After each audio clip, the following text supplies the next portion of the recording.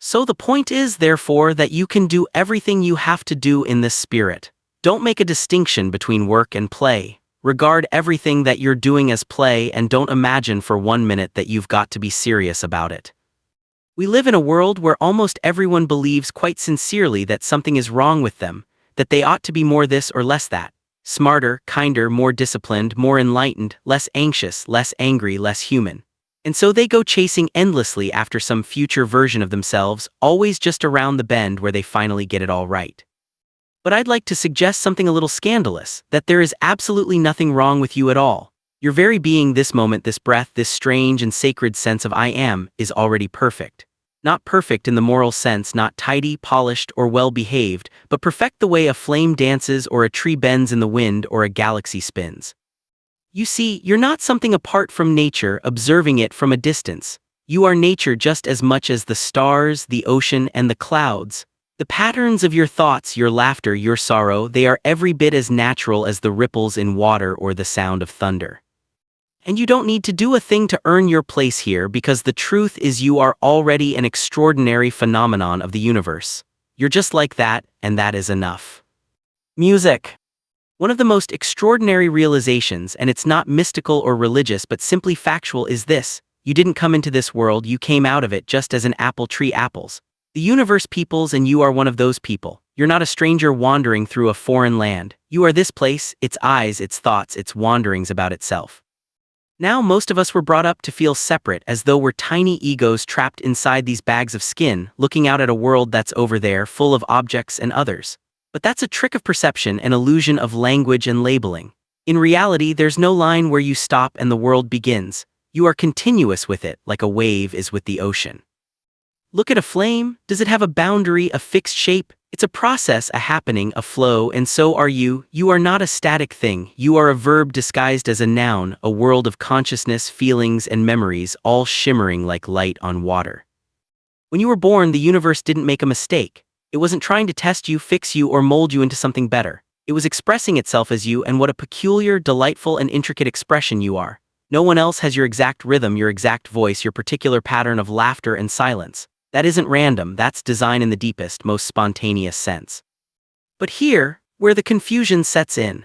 From a young age, we were taught to override that naturalness, to conform, to behave, to achieve, to become someone. And in doing so, we began to believe the greatest lie of all, that we are somehow not enough, that we must become rather than simply be. But tell me, have you ever seen a flower straining to bloom? Have you ever seen a tree hurrying to grow? They just do it. They unfold because they are that unfolding. You too are unfolding, you too are nature playing itself out. You are not a problem to be solved, you are not a project to be completed. You are an event of the cosmos, as marvelous as the stars and just as inevitable. So look again, not with your eyes but with your being, and perhaps, just perhaps, you'll start to recognize the miracle you've always been. Now I know when someone says there's nothing wrong with you, the conditioned mind resists. You might think, but what about my past, my failures, my guilt, my habits, my shame? And yet all of that too is part of the play, part of the process. You see, from the very beginning we're handed a story, that being alive is a test, that you're here to prove something to God, to society, to your parents, to yourself. And so we become actors in a theater of self-improvement, constantly fixing, adjusting, striving, as if life were a ladder to climb rather than a mystery to dance. But what if that whole project was built on a false premise? The meaning of life is just to be alive. It is so plain and so obvious and so simple, and yet everybody rushes around in a great panic, as if it were necessary to achieve something beyond themselves. So let's try this. Close your eyes for a moment and feel the sensation of being, the aliveness that is present before any opinion or judgment arises. That is you, not the inner critic, not the timeline, not the to-do list, just the raw, open presence of being here. And what could possibly be wrong with that? Look at the clouds. They don't align themselves neatly into roads. They drift, they swirl, they form and dissolve. Is there anything wrong with them? No one scolds a wave for crashing too early or a tree for growing crooked. They are not judged by some cosmic scoreboard. But we human beings somehow believe we are the exception, that we alone must justify our existence, that we must earn the right to be. And this is the root of our suffering, the original illusion. The truth is your imperfections are not mistakes. They are textures, details, echoes of your particular music. You don't need to become worthy of life. You are life. Music. expressing itself in human form, just like fire flickers, just like water flows. Even your attempt to become spiritual, even your desire to improve yourself is already part of the perfection. It's like the ocean trying to become wet or a sunbeam trying to shine. It's unnecessary. And yet, even that is allowed. So instead of chasing some polished idea of who you ought to be, what if you simply noticed who you already are right now without changing anything, without editing, without effort? There's nothing wrong with you, there never was, it's only the thought that says so, and you're not that thought. You are the silence behind it, the spaciousness that watches it come and go. And once you see this not as a belief but as a direct experience, something inside relaxes. And in that space, in that letting go, you begin to remember something ancient and true. You are nature, wild, vast, unfinished, and beautiful, and you are just like that. You see, when I say you don't need to do anything, I don't mean you should sit still like a lump of stone. No, I mean something far subtler. I mean you don't need to strain to be what you already are. You don't push the river, you float with it because the river is doing the flowing, not you. And in the same way, life is living itself through you. Birds don't sing to impress, they sing because it is their nature. You don't have to force meaning or chase purpose. It emerges like a breeze, like a laugh, like a melody when you stop trying to manufacture it. Effortless action, as the Taoists say, wu wei, not laziness, not apathy, but the art of moving with the current rather than against it. And when you discover that rhythm, the one where you are no longer doing life but being it, then the dance begins. Now here's a peculiar little paradox. Most of us spend our lives trying to be ourselves. But the moment you try, the moment you reach for authenticity like a product on a shelf, you've already lost it, because the self is not something you can grasp, it's something you relax into. Trying to be spontaneous is like trying to fall asleep on purpose.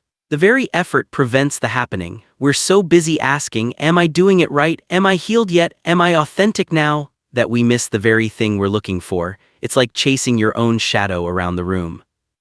Now, of course, there's nothing wrong with the chase. It's adorable in a way, the ego trying to polish itself like a stone, endlessly sanding, refining, spiritualizing. But eventually you begin to laugh because you realize the one doing all the fixing is the very thing that doesn't need to exist. It's all a bit of cosmic theater. You don't need to become yourself. You already are right here in your quirks, your flaws, your silence, your breath. Authenticity isn't something you try to achieve, it's what's left when you stop pretending, and that is freedom. Now, if we really want to go a little deeper, we have to look at something very peculiar. You didn't invent the image you have of yourself. It was handed to you, constructed layer by layer, built out of glances, comments, expectations, like a mirror made of other people's thoughts. From the moment you were old enough to speak, you were told who you are, what's acceptable, what's not, what earns love, and what doesn't. And so, without even realizing it, you began to shape yourself according to the reflections around you. You became a collection of borrowed ideas, a patchwork personality stitched together from parents, teachers, religions. And then one day, maybe in your 20s, maybe much later, you start to feel tired. Not physically but existentially, as though you've been wearing someone else's clothes for so long you forgot how your own skin feels. That's the moment, that little flicker of rebellion, that sense that the person you've been performing as isn't the one who's actually alive in there. The most dangerous thing you can do is believe your own role, because the role is fine. It's useful even, but it's not you. You are what's playing the role. You are the actor, not the mask. But society teaches you to mistake the costume for the being. You become the good girl, the strong man, the productive adult, and forget that you're also a storm, a poem, a mystery. And so when people say, be yourself, what they often mean is, be the version of yourself we like the most. But that's not freedom, that's still a performance. The real task is to see through the performance, not to destroy it. You don't need to rebel with clenched fists but to recognize that it's just a costume, and when you see it as such you can finally take it off or wear it playfully like a child in a mask. Because the one underneath, that's the real you. The one who doesn't need to be impressive, who isn't worried about being liked, who doesn't have to be good or enlightened or enough. That one, the silent, observing, breathing aliveness behind all the stories, was never broken and never needed fixing. It only needed remembering. So then what's left? If you are not the voice in your head, not the roles you've been assigned, not the identity you've spent years defending, what remains? Silence. The space in which all thoughts arise and fade, the stillness behind the movement. Music. You see, awakening is not a matter of adding anything. It's not about gathering spiritual merit badges or perfecting your personality. It's a matter of subtraction, of unlearning, like a muddy pond clearing when the stirring stops. You don't need to do anything for clarity, you simply allow the mud to settle. But most people are afraid of that silence because in silence the ego cannot speak, and without noise it begins to disappear. Yet that's where your real nature is hiding, not in the struggle but in the surrender. The self, the true self, isn't discovered by thinking more but by thinking less, by looking inward not with judgment but with wonder.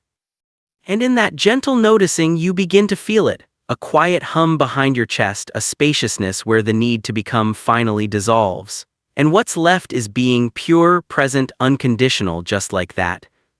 So then how does one live like this without all the grasping, the fixing, the polishing? Well, like the sky. The sky doesn't hold on to the clouds, it doesn't chase the sun or argue with the storm, it just lets things pass through, and you, if you stop clinging so tightly to your story, can live like that too. No need to constantly edit yourself, no need to be better all the time. Because once you realize you are the sky and not the passing weather, everything becomes a little lighter. You begin to trust life more, not because you figured it all out, but because you no longer believe you need to. There's a rhythm to things, a timing that doesn't belong to the clock but to the heart. And when you stop pushing so hard, you can actually hear it. And that's the irony, isn't it? When you stop trying so hard to live the right way, you begin living the real way, more wonder, less control, more play, less proving. Because trees don't strive to be trees and waves don't try to crash correctly. They just are, and so are you, so let yourself be lived. Let life happen through you without interference because you are just like that, and that is more than enough. And so we return to the beginning, to that strange and wonderful statement. There is nothing wrong with you at all, not as a comforting sentiment but as a radical, liberating truth. You are not something broken that needs to be repaired. You are not some spiritual project waiting to be completed. You are in this very moment an unfolding mystery, a ripple in eternity, a brief song in the great silence. And if you can see yourself in the right way, not through the eyes of judgment or self-doubt, but as a phenomenon of nature like fire or clouds or galaxies, then you will see you were never separate. You were never too much. You were never not enough. You were just like that. Not perfect but whole, not flawless but complete. And all that's left is to remember to drop the pretense, to breathe in and simply be. Because once you stop chasing after some future version of yourself, you'll realize you've been home all along, not in the world's idea of success, not in someone else's approval, but in your own quiet presence, in the simple, sacred fact that you exist. And that is quite enough.